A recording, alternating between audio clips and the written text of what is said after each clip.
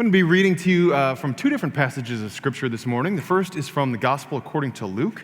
So if you want to follow along in your own Bible or at home, please turn now to Luke 12, and I'll be reading to you from verses 22 through 31.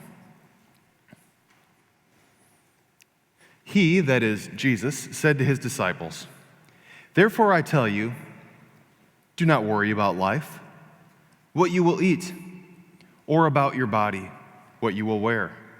For life is more than food, and the body is more than clothing. Consider the ravens. They neither sow nor reap. They have neither storehouse nor barn, yet God feeds them. Of how much more value are you than the birds? And can any of you, by worrying, add a single hour to your span of life? If then you are not able to do small things as that, why do you worry about the rest? Consider the lilies. Consider the lilies, how they grow. They neither toil nor spin. Yet I tell you, even Solomon in all of his glory was not clothed like one of these. But if God so clothes the grass of the field, which is alive today and tomorrow is thrown into the oven, how much more will he clothe you, you of little faith? And do not keep striving for what you are to eat and what you are to drink, and do not keep worrying.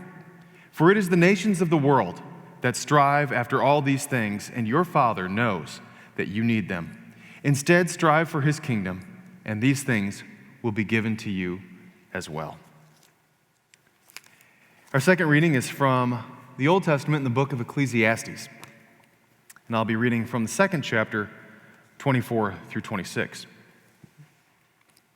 "There is nothing better for mortals than to eat and drink, to find enjoyment in their toil. This also I saw is from the hand of God. For apart from him, who can eat or who can have enjoyment? For to the one who pleases him, God gives wisdom, knowledge, and joy. But to the sinner, he gives the work of gathering and heaping, only to give to the one who pleases God. This also is vanity and a chasing after wind." The word of God for the people of God. Thanks be to God. For those of you who haven't been here so far in the new year, we have been worshiping and following this theme for the first couple of weeks of January of Life is Good. That's the sermon series that I wanted to start with. It was something that I chose a few weeks back, actually a couple months ago.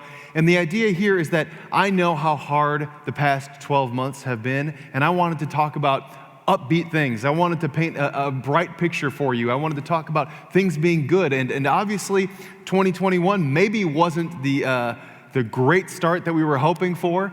And yet, even in spite of all that's going on in the world and all of the challenges that we face and the hardships that confront us, I want to remind you for the next few weeks, as I have through the beginning of January, that life is actually pretty darn good.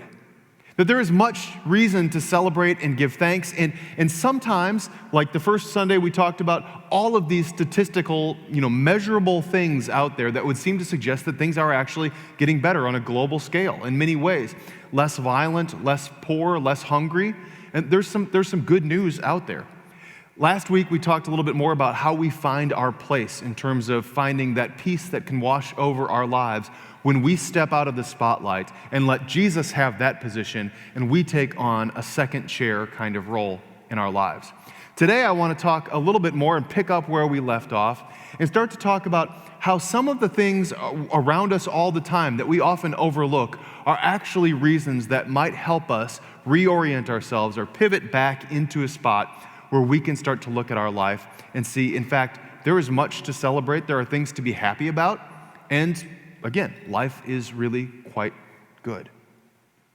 So every week so far, I've shared with you some interesting studies, at least studies that I've found interesting. I want to share another one with you today. There is a professor that I have mentioned a time or two before. His name is Martin Seligman. He teaches psychology at the University of Pennsylvania. He writes about, in a book from a few years ago, about a study that was done that was actually decades in the making. He said that what happened was in the 1930s, there was a group of nuns Nuns, N-U-N-S, nuns who were entering a convent. They had taken their final vows and they were about to enter a convent, and there were around 200 of them.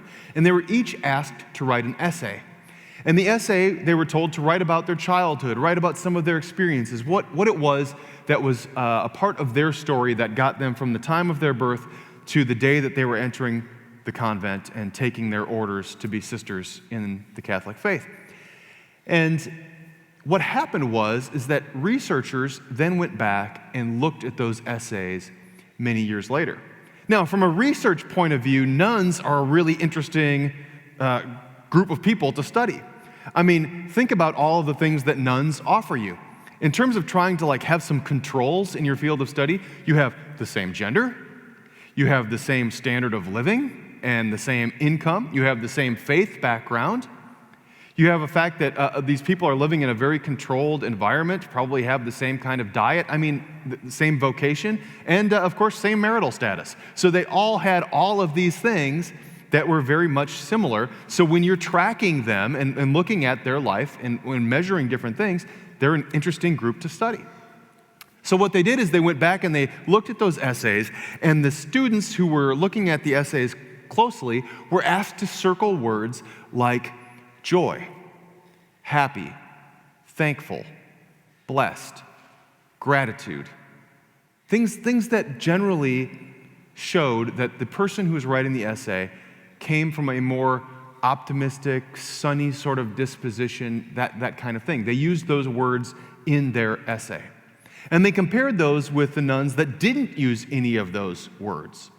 In fact, if you Google this study, you'll see some examples of the essays, and some of them say, what a blessing it is to be in this position. I was fortunate as a child to have this kind of upbringing, and I'm thankful, blah, blah, blah, blah, blah. You've heard joyful, thankful, blessed, all of that within the essay. Other people just said, I was born on this date, my parents were Bob and Joanne, and so forth, and it was very factual.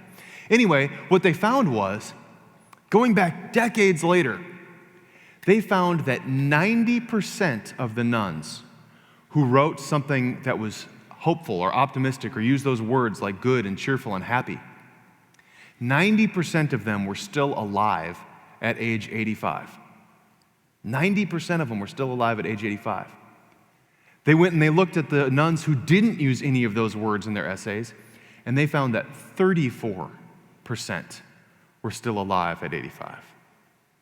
Fascinating by looking at a paragraph, and the words one chooses to describe their own life could be a predictor, perhaps, of longevity of life.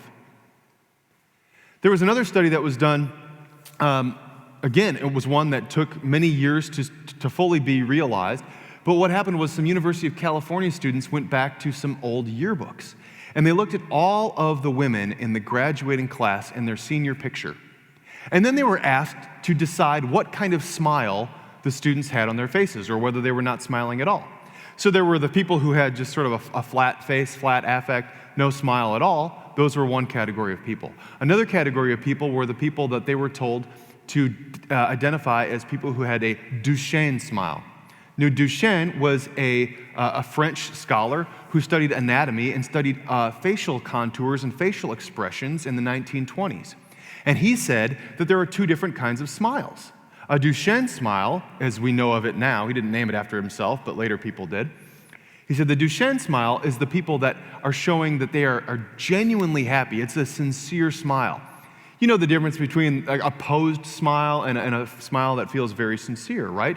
Our eyes squint a little bit. The corners of our mouth rise higher. Maybe our nostrils flare a little bit. You know, in looking at somebody's picture that you know well, if you could tell the difference between this is caught in a moment when they were genuinely happy and this is when they're just sort of smiling for the camera, right? You know the difference in those smiles. The other smile, the one that felt less sincere, maybe pleasant, but not the same, they called the Pan Am smile, or the Pan American smile. And that was because they rather, I guess, condescendingly said that was the facial expression that Pan Am flight attendants would always have on their face when you got on board their flights in the 1970s. So those are the two kind of smiles that they were contrasting. Again, they went back at 5, 10, and 30-year intervals, and they asked them about their life satisfaction, how content they were, and how happy their marriage was if they were in a relationship. And they found that irregardless of the background, the health history, or the attractiveness of the person, they found that the people who had the Duchenne smile, the more sincere, happy, joyful smile, those people recorded consistently higher marks in satisfaction in their life across the board. So there's something about being happy that is important to who we are. At its best, or at its most basic, I guess you could say, is just the day-to-day going on in life. The daily grind is better for people that generally have a happier outlook on things. And even better still, potentially, could lead to a longer, more satisfied life, which is pretty remarkable.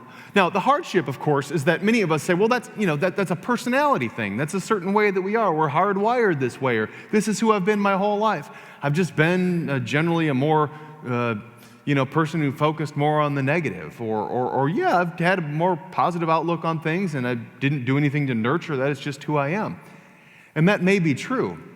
The question is that if we are not there yet, is there anything that we can do to help get us, or at least move us a little bit toward the direction of having a more hopeful or optimistic outlook on things?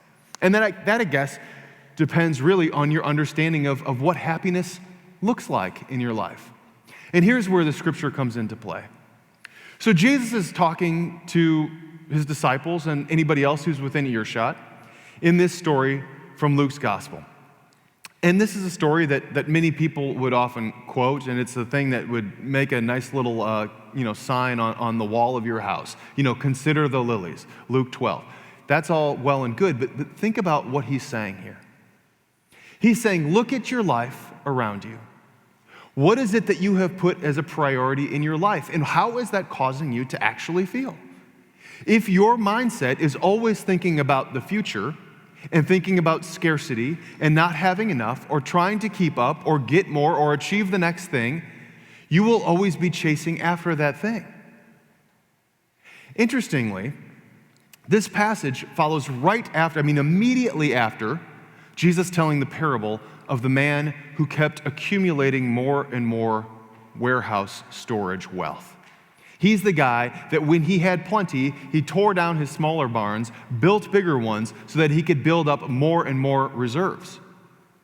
And then he said, but at the end of the story, he ends up dying and not really realizing what he was setting out to do, which was, if I work really hard today, I will have a cushy life later on in life. And Jesus is looking at this story and he says, but think about what you're living like in the meantime. You are setting this pace for yourself that is not sustainable. You are prioritizing things that are about a future goal that may or may not ever come, and you are missing out on all the life that is happening in front of you in this moment by being so fixated on the future. And it's causing you stress, and it's causing you worry, and it's keeping you up at night, and it's probably not good for your heart. Now, he doesn't say those things, but we'll say those things. So he says instead, think about the ravens. Look at how beautiful the grasses are. Have you stopped, paused, and taken notice of the lilies? This is a stop and smell the flowers parable. And he's saying, have you done that? No, I'm guessing you haven't, because you have been so preoccupied with thinking about this other stuff, about chasing this thing, this fleeting thing, this feeling of, if I get enough now, I'll be better off later. This is a hard message because, we all fall into this on some level or another, don't we? So that same psychologist I was telling you about has a term for this. He calls it the hedonic treadmill. The idea that hedonic is actually interesting because it comes from the word hedonism, and hedonism comes from the Greek word hedonia. Now, the Greeks in Jesus' time had two different names for happiness that were primarily used. The one was hedonia, and hedonia means really it's best translated as not happiness like we find in our Bible, but pleasure.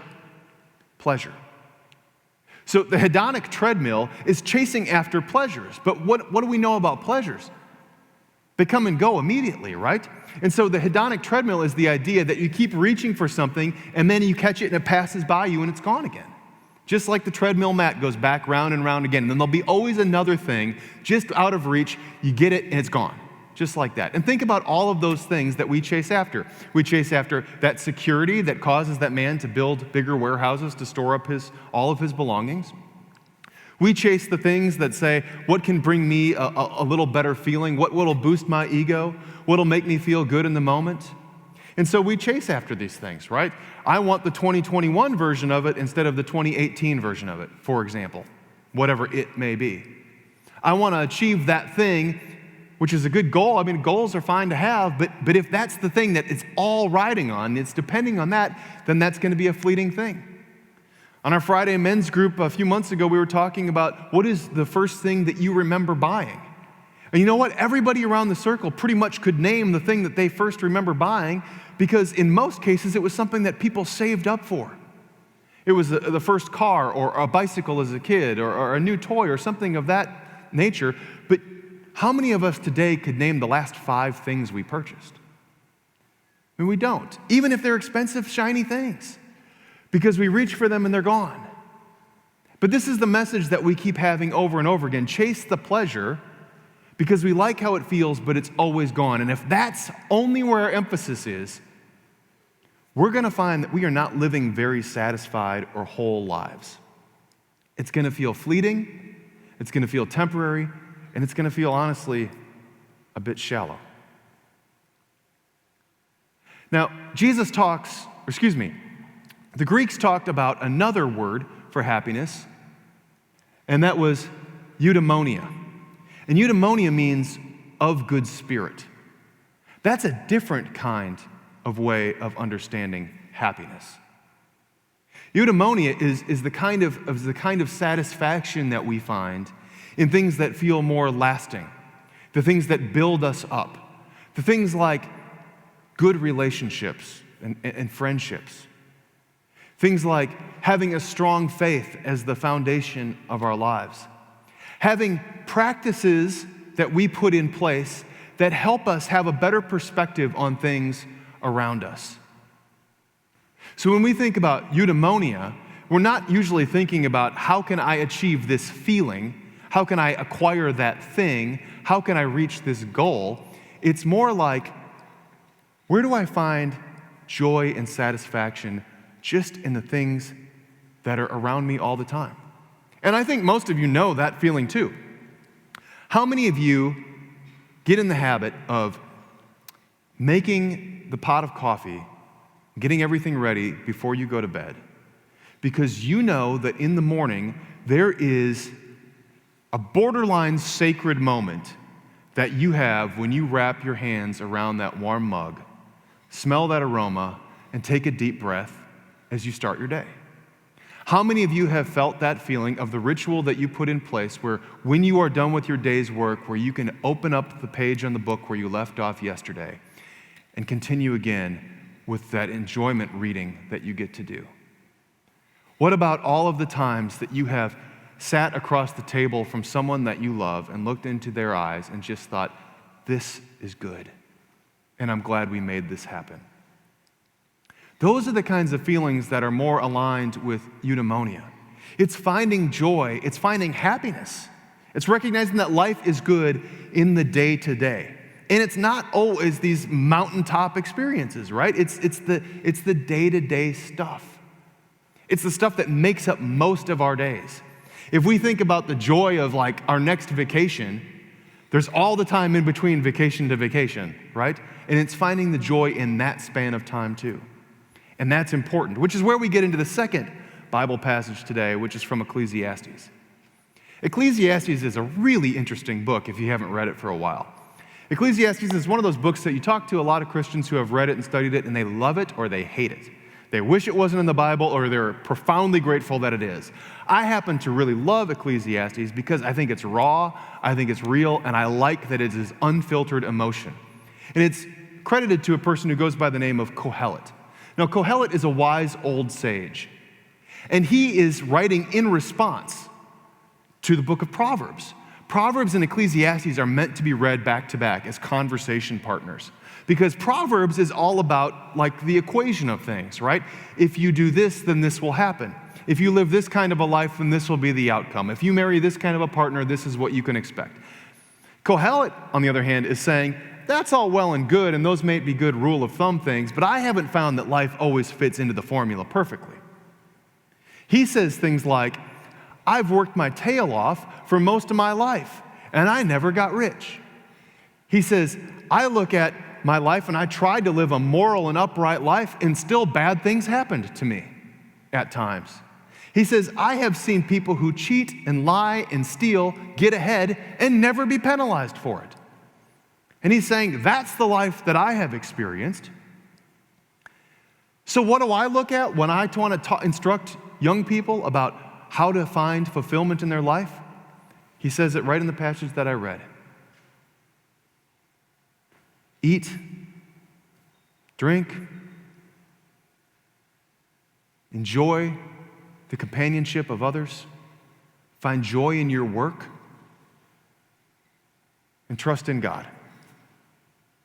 Basic stuff. So really, there's a lot of truth in that too. And what we need to do is find the balance when we are looking for joy, when we are looking for the goodness in life around us. We need to find the both and of the hedonia and the eudaimonia.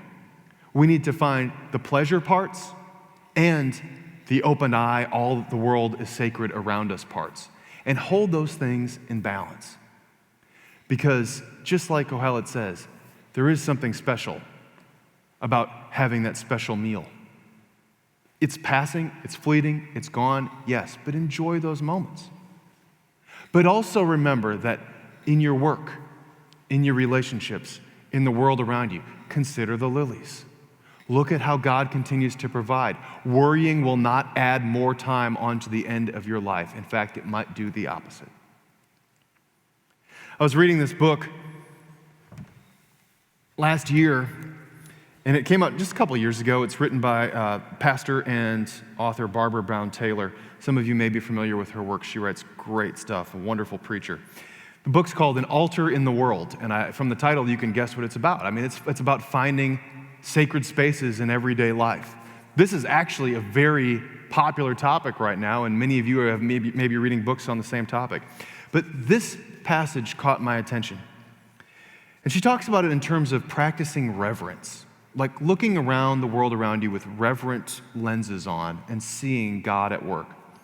She says, the easiest practice of reverence I know is simply to sit down outside somewhere, preferably near a body of water, and pay attention for at least 20 minutes. It is not necessary to take on the whole world at first. Just take the 3 square feet of earth in which you are sitting and pay close attention to everything that lives within that small estate. With any luck, you will soon begin to see the souls in the pebbles and the ants and the ant mounds and the small mounds of moss and the acorn on its way to becoming an oak tree. You may feel some tenderness for the struggling mayfly that the ants are carrying away. If you can see the water, you may take time to wonder where it came from and where it's going. You may even feel the beating of your own heart, that miracle of ingenuity that does its work with no thought or instruction from you. You did not make your heart any more than you made a tree. You are a guest here. You have been given a free pass to this modest domain and everything in it. She goes on to say, and if you can't find a place to sit outdoors at this time, try this. Try getting a blank piece of paper and then just sketching your hand, drawing out your hand, making every detail on your hand present in that drawing. Well, I have to say I didn't do that, but I thought about it. As I looked at my hand the other day, I was looking at it and I thought, I wonder if, as I was drawing it, if I would remember to include that little hangnail on the outside of my middle finger. I'd wonder if I would remember to draw the scar that I have on my thumb from where I carved into my own flesh while whittling as a Cub Scout. I wonder if I would remember the little freckles and moles that I have on the top of my hands and fingers. I wonder if I remember that I burned off the hair on the end of my knuckles grilling last weekend? I know the answer is no. I couldn't sketch those things from memory. I don't know what my hand looks like without studying it. And if that's the case, then how much am I missing what is going on in the world around me? How much am I missing what's going on within the four walls of the home where I reside? How much is missing within the community where I live? What am I failing to see because I am so fixated on pursuing the wrong kind of happiness so often? Many of us are feeling that we're out of balance in that way, and it's one of the hardships that we face right now. Maybe if you feel yourself listing too much to one direction or the other, maybe we need to involve a little bit more of the other in our lives so that we seek to right and correct ourselves again, be reoriented or recalibrated back into the spot where we need to be to find the kind of future that God wants for us. And maybe if we are able to start doing that, to see the world a little bit differently, to enjoy the pleasures that are a little bit more opportunities for us, maybe we will start to have a reverence in the world that has been missing and holding us back.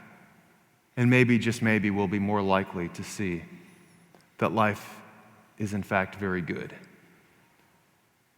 Because if God gives the birds of the air what God does, if God clothes the grasses of the field with the majestic colorscapes that he does, if God is able to create the beauty of the flowers before us, then what is God capable of doing within our lives if we allow ourselves to be in God's hands, to be shaped, formed, and led in the way that God desires?